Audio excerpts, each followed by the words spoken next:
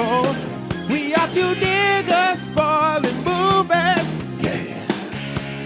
Brandon Collins, that's me, and Justin Brown for your movie needs.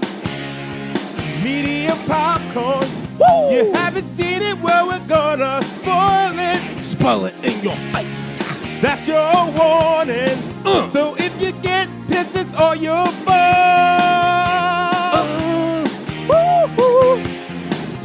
What's up, Little Biscuit and Sun-Dried Tomatoes? It's your boy, Eddie Collins. And it's your girl, Tatiana. And we're here with a bonus episode on Wicked Part 1. That's right, it's Part 1. Even though it's 2 hours and 40 minutes, there's still more of this stuff. But I'm going to read the quick blurb from IMDb so you'll have an idea of what the story is. Alfalfa, I misunderstood. Did I already mess up? I already messed up. Why do you put the wrong emphasis on the wrong syllable? I don't know. You know I'm like not great with names. Alphaba, played by Cynthia Erivo, as a misunderstood young woman because of her green skin. And Glinda, a popular girl, becomes friends at Shiz University in the Land of Oz. After an encounter with the wonderful Wizard of Oz, their friendship reaches a crossroad. And as I mentioned, the stars Cynthia Erivo, Ariana Grande, a young man named Jonathan Bailey, which I don't know how young he actually is, but he's a great-looking dude. I was like, oh, this guy's going to be a star. And directed by John Chu, who did Crazy Rich Asians and Step Up 2, The Streets. He's come a long way. Step Up to the Streets? Or the Step Up 2, The Streets. Oh, okay. Yes. We have yet to review it on Media Popcorn because Justin protests anything that's Step Up Good God. related. But we'll eventually get to it. I agree with Justin. Oh, God, they're not that bad. All right. Well, let's focus on It's a lot of stiff white people dancing, but it's not terrible. But yeah, we're talking about Wicked Part 1, which we had the pleasure of seeing a few days ago. And we both I'm familiar with the musical, really. We hadn't seen it on Broadway.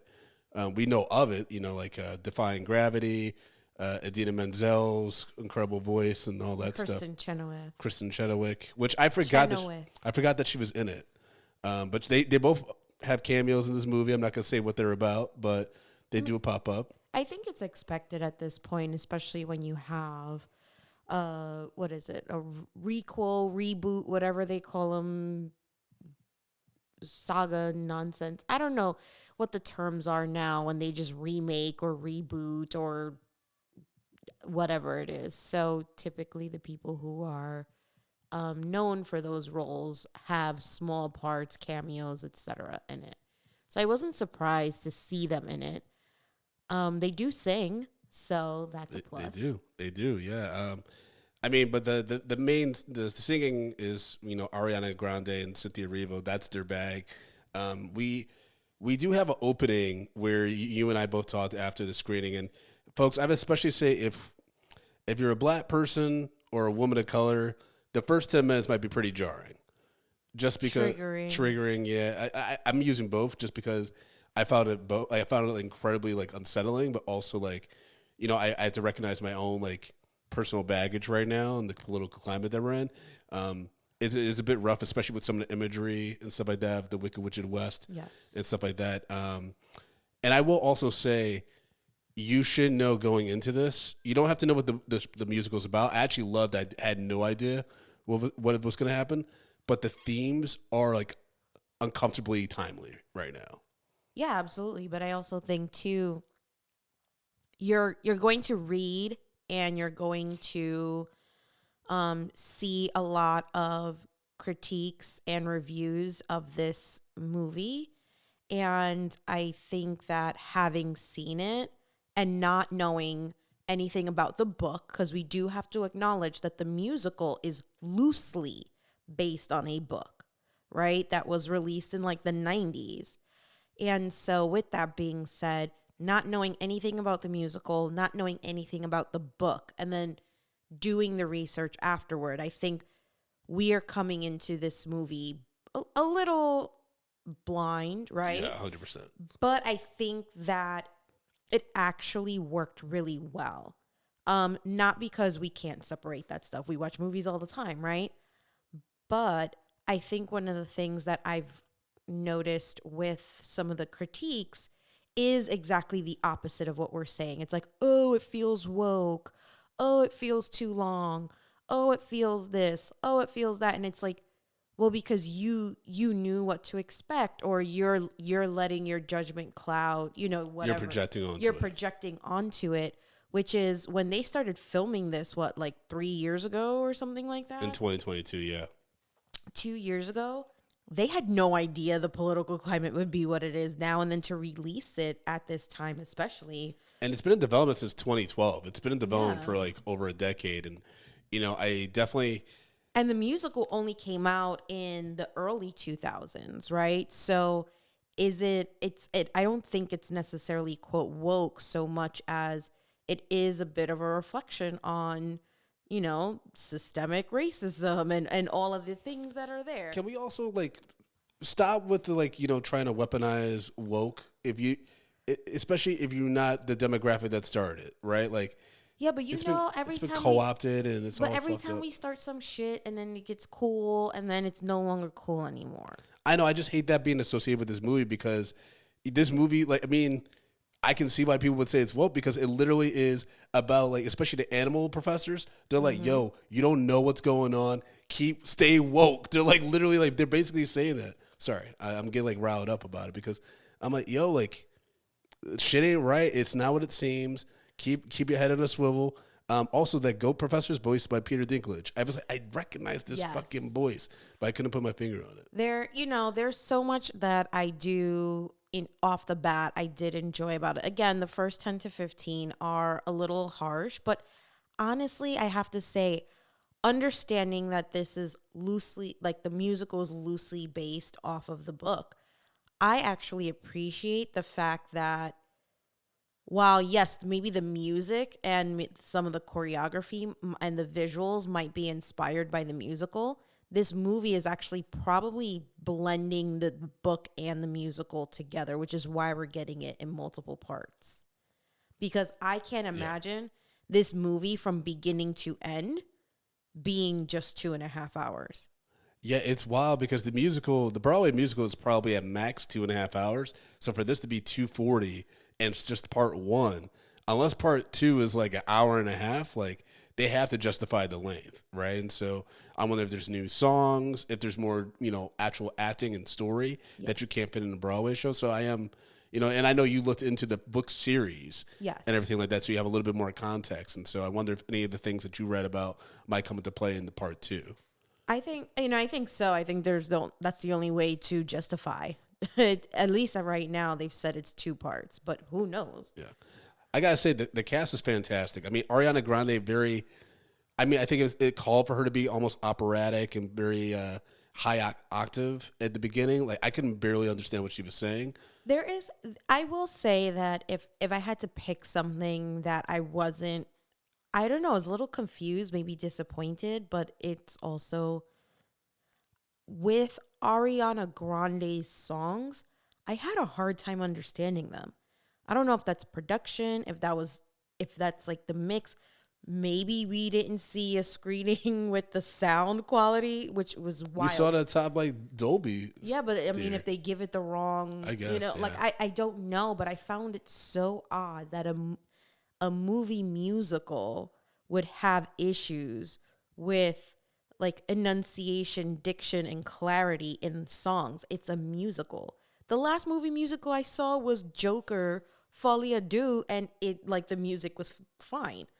Was it fine though? I mean, we didn't talk about that. I'm just saying that was the last movie musical I saw. So I was expecting really to be like, got it.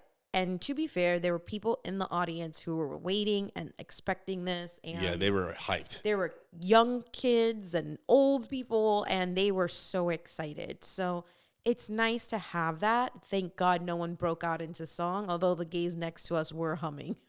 I mean, it's going to happen. I mean, if you're not familiar with this musical, there's going to be some parts where people probably will start singing along, and you just got to brace for impact because They're catchy. They're good. There's some good songs in here. I mean, the ending, Cynthia Erivo is definitely worthy of a nomination. I think this is her. I wasn't quite sold on her being nominated for Harriet, if I'm being completely transparent, but for this, for sure, she should be nominated. She has such a fucking phenomenal voice. She brings so much gravitas and emotion to her role, and I gotta say, she looked great in green. it's weird between her and what's her name from She-Hulk. I don't know what's happening, but You got a thing for I green? hope not, because that was really uncomfortable. Actually, I was like, Because I'm not going green anytime oh, I was hoping for soon. Halloween. You might be okay. Well, we'll That's a talk. We'll lot of talk. work. We have like a few months. Oh, yeah. I love the cast though. I thought Cynthia Erivo, she did her thing.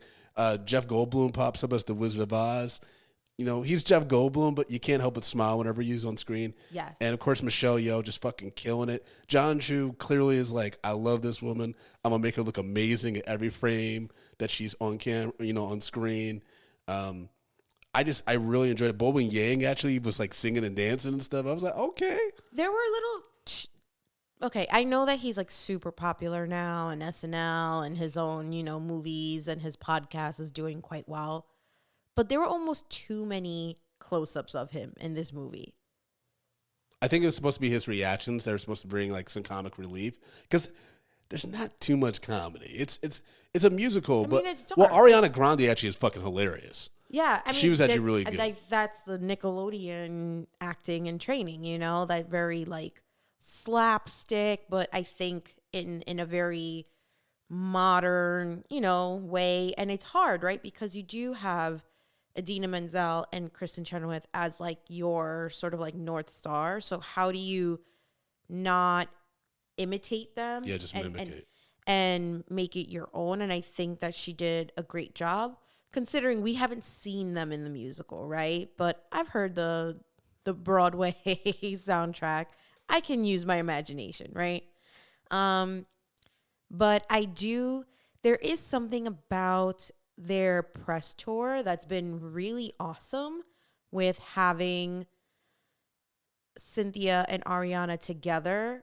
And I know that part one is about their friendship. But I do want to say I hear too many people talking about Ariana and not enough people talking about Cynthia, when the whole thing is about Elphaba. Like, she is the main character.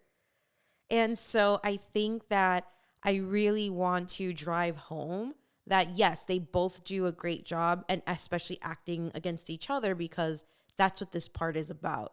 But I don't want what I'm suspecting, right? Because I don't know what the second part is.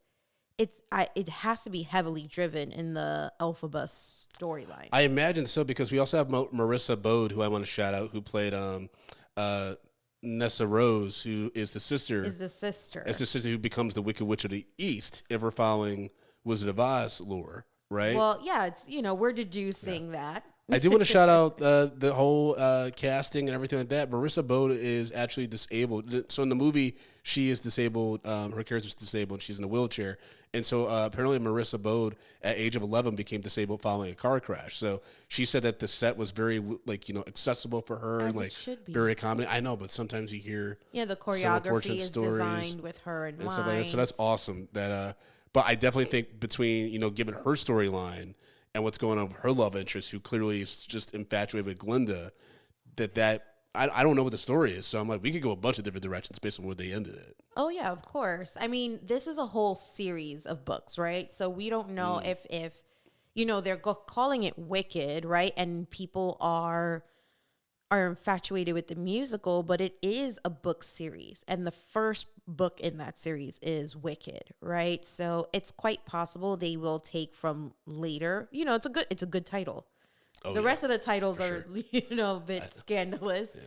So I could totally see that. But I mean, just based off what we know from The Wizard of Oz, right?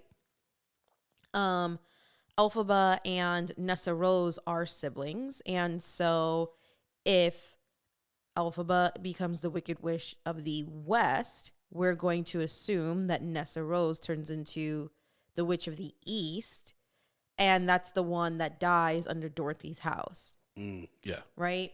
And so there are lots of little Easter eggs you pointed out. Easter eggs that are in the movie. And, I know we're about spoiling things, but I think that this is one that we just want to cast the net and be like, just look out for the Easter eggs. Because if we're totally wrong for part two, then, Yeah, then it's like, whatever. But, it's just Thorpe's, which is her last name, the character's name, Elphaba. Elphaba. Her story is so tragic because she's born green. Her mom was clearly indulgent with some kind of like alcoholic substance that was Absinthe, something that was maybe green. something that was green. She was also having an affair, which you have a theory about who, her real dad might be and stuff like that. Okay, so they talk about the wizard, right? And we all know the wizard came on a hot air balloon, and he was like a con man, I guess, in our world, right? And then winds up in Oz and is able to become like, the head of some prophecy that they've always been expecting. And he's infatuated with green, with the color emerald. Oh, that's right. So there's that, and then there's like this sort of tristy love affair where you don't see the man's face, but looks very similar to the wizard. And then mom is apparently, I thought it was a green brother. That's so funny. Mom is a lush, and she's like drinking up this absinthe. I'm calling it absinthe for now because we don't know what it is. Because we'll find out though, because she has the bottle under her pillow. And she does have the bottle, yes. And then Nessa, when Elphaba's telling the story of Nessa, she said that her mom was drinking like some like milkwood drink or whatever to prevent the next daughter from being green because the dad suspected mom, something was going on, and so was trying to prevent that. And because she drank this other thing, that her sister was born. Now, an interesting thing about the mom is this is a spoiler thing. They say that she never woke up. They didn't say that she died. So there could be more with the mom and stuff like that. The dad's the governor of Munchkinland. Yes. And things like that. So I feel like there's still some family stuff we're learning. They are trying to do right? Because like we know in The Wizard of Oz, right? Munchkinland, they're supposed to be little people. And in the movie, Wizard of Oz, they are little people. In this one, they're just regular sized people. Yeah, they're like a little quirky and stuff. But there's the Boke woodsman who's played by Ethan Slater, which... Yeah, it's giving like a little Whoville-esque type. Yeah, I mean, you talked about Scandalous earlier, a little Bochinche. So Ethan Slater is the dude that was married, met Ariana Grande on the set. They fell in love, and then he ended up splitting with her. So it's a whole thing. It's ironic because that's kind of his character arc. So he was living out this thing in real time. I guess. I don't know. It's just I funny. didn't know the pop culture reference. I ran into that guy at Chipotle one time. He looks exactly like his character. There's no makeup needed. But yeah, I really was surprised by this movie. I was surprised by how fast it went for being 2.5 hours, a little bit more. I really enjoyed some of the musical numbers. I thought the cinematography was great. I thought the colors are popped. amazing. I don't know where these people are watching these movies that they're complaining about the colors. I'm like, the colors were amazing. I don't know if it was the screen we were on. Maybe there was the seats we picked. Obviously, you want to be as centered as possible, but the colors were so good. I know it's a Universal property. Shout out to Uni. There was a moment where they go to the university, and it does give me a little Harry Potter. I don't know if it was the Technically, music. Harry Potter is Warner Brothers, though. Okay, yes, and I just said I know it's a Universal thing for this movie, not that Harry Potter is a Universal thing. All in all, to say, when they're at the university, I don't know if it's like the score behind it. It is giving a little Harry Potter. And you watch Harry Potter enough for me to know the score of it. Yeah, and like I said, like when you brought it up when we were talking, I was like, it could be like the actual Broadway score. I don't know. I don't know enough about the musical. I'm pretty sure if it is around the Broadway score, they were probably made around the same time in the early 2000s when John Williams did it. But like, people imitate each other. You never know like where that came from. But nonetheless, I thought that the choreography was really good. I think John Chu is getting really great at filming musicals because from In the Heights to this, he's really In the Heights I think is very underrated. I think not a lot of people acknowledge how great and fun that one is. Mm-hmm. But like you could see him feeling himself with this one a little bit. Yeah, for sure. Like with the integration of CGI, and for the most part it looked pretty good. I mean the monkeys, they probably could have gotten Weta to help out a little bit there, to make them a little bit better, but they still were still were good. And it was cool seeing the origin of like the winged monkeys and how that outcome came about and stuff like that. Yeah, for sure. There is a lot that I was not disappointed with. I actually don't. Sometimes these movies can be overwhelming because it has the fantastical element. And of course, it's the singing and it's the dancing and you have the storyline, right? And. But this one I actually felt was pretty easy to follow. There were little girls sitting behind us. Like they just started Girl Scouts. We heard their whole conversation and they were really excited to watch this. And they sat through the whole movie. They were chill. They followed along like they were with it. So if a bunch of 7 and 8 year olds can follow along and be quiet during the movie, there's no reason why adults can't follow along and enjoy it as well. Yeah, for me, that's when I was like, oh, this is going to be a hit. Yeah. Like the fact that like so many young people were in the screening and they were like fine and people were just glued to their seats. Like, you know, I didn't want to run to the bathroom. I had to at one point real quick, but like people were locked in and like that's really impressive to do for a musical. So it either has a incredible following or it just hooks people immediately. I think the timely themes definitely help. I think they make it like more, you know, you have more of an emotional connection to it than you probably were expecting going into this. And the performances, I mean, Cynthia Erivo, Ariana Grande is great. Like, and she has a lot to work with. But Cynthia Erivo, once she not only comes on screen, but when she starts singing, I can't even describe it in any other word besides beautiful. It's an incredible, like, she gave me goosebumps in her, you know, it's not a spoiler to say this movie ends with a cliffhanger and it ends with defying gravity.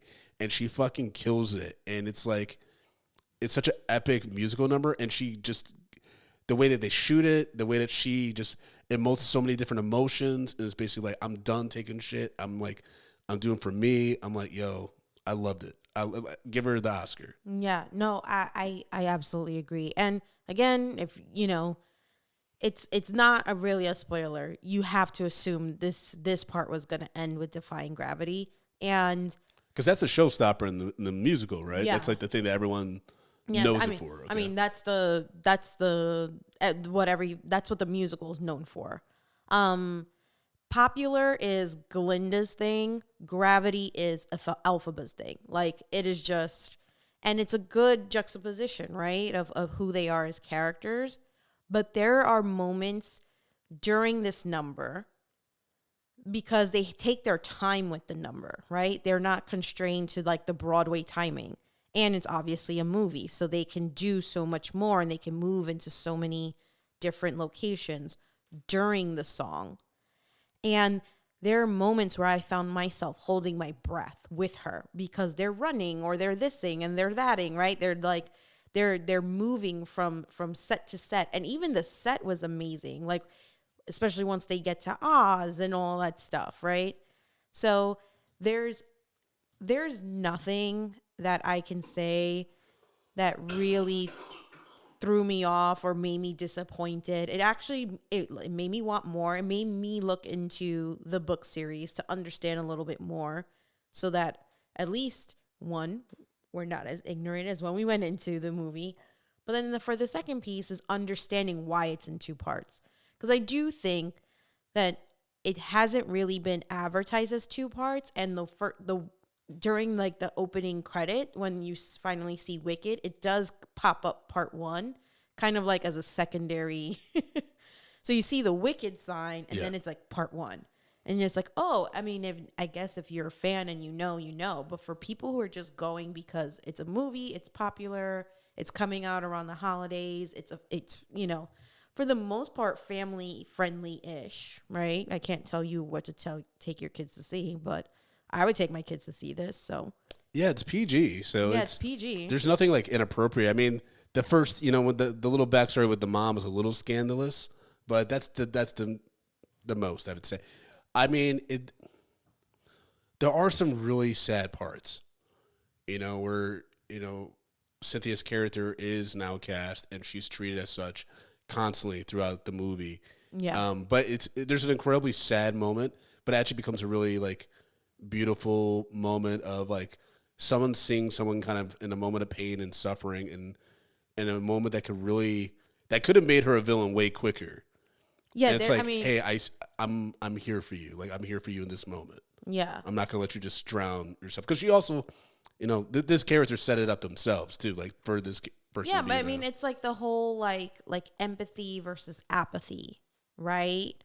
Where it's like empathy is I can put myself in your shoes and see where it is, and apathy is like I don't care, right? And so there's the character that sets up this whole motion to be whatever, a trap of, I guess, embarrassment, for lack of a better scenario. yeah, It was in a moment of apathy, right?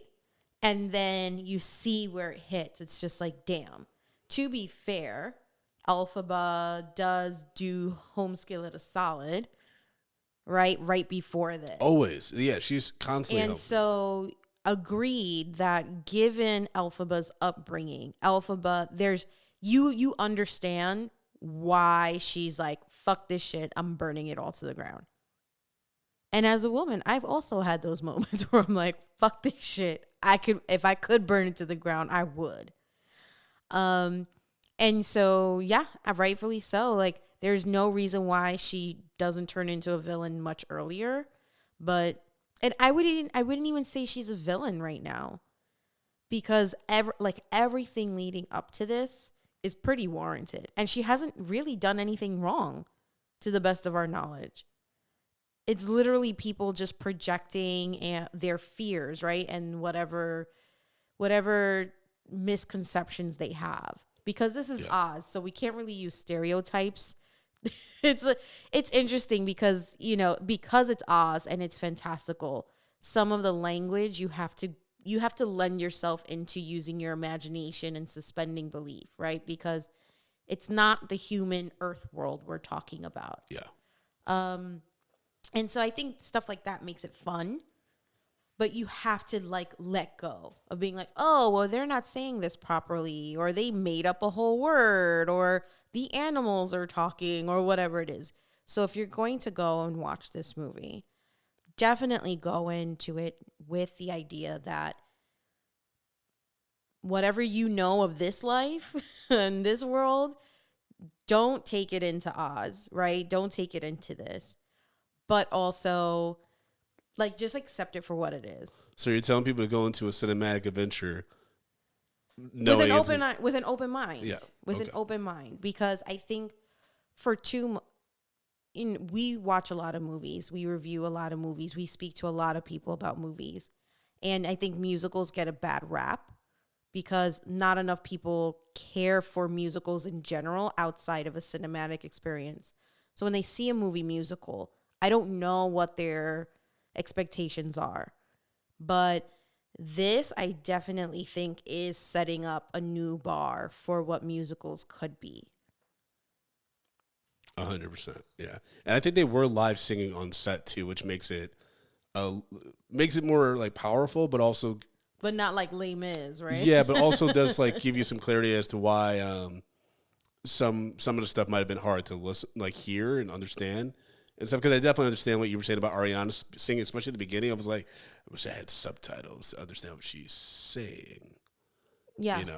But I do think I think it's going to be a hit, and I think it's going to be very successful.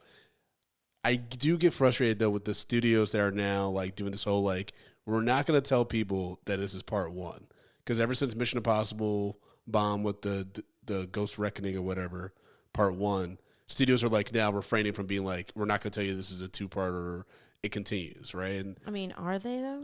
Well, they're just calling it Wicked. It's not until you get in that seat and the Universal logo pops up and it's Wicked Chapter 1 or Part 1.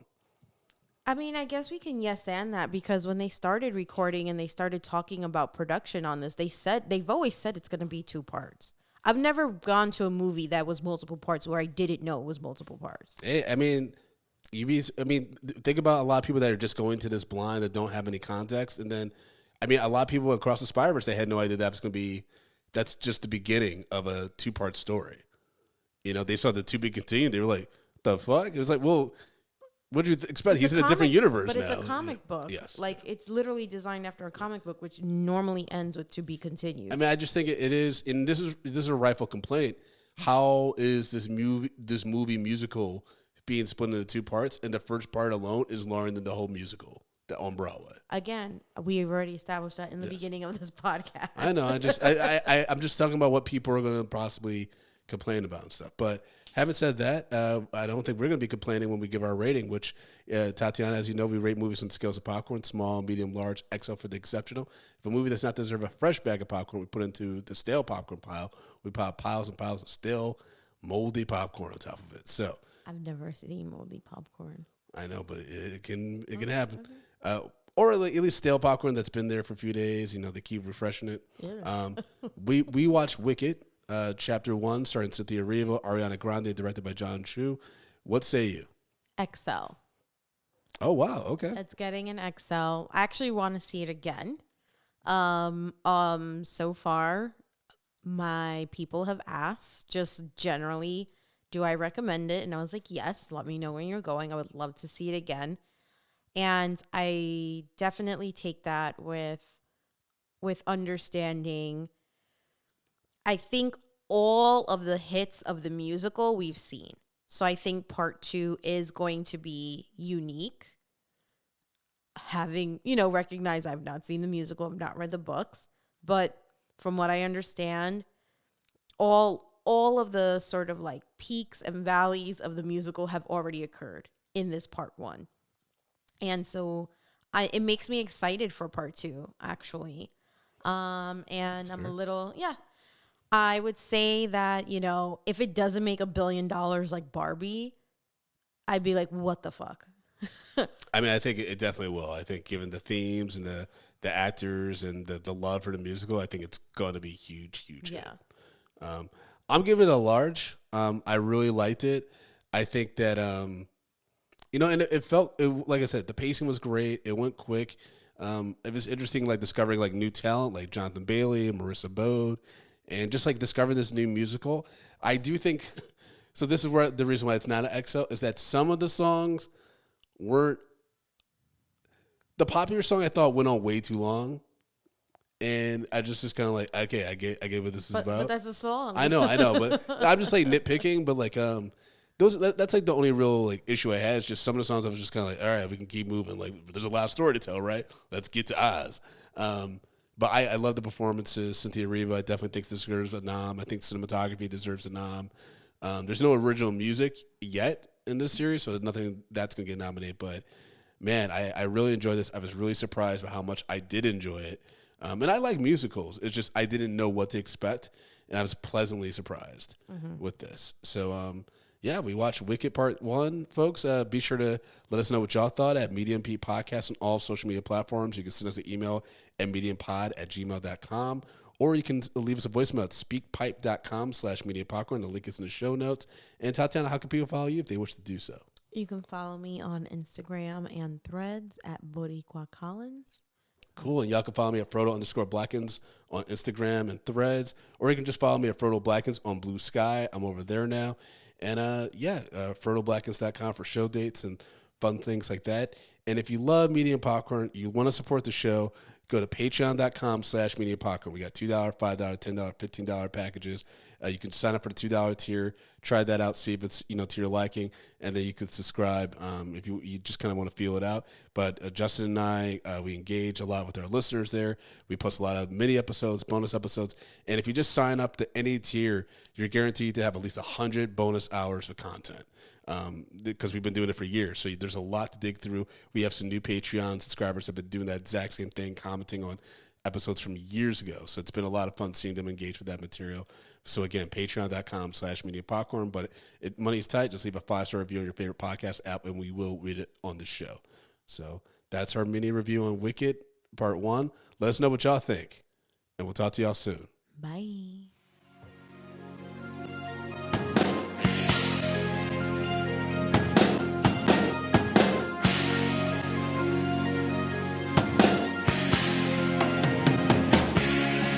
Medium popcorn, we are tuned in.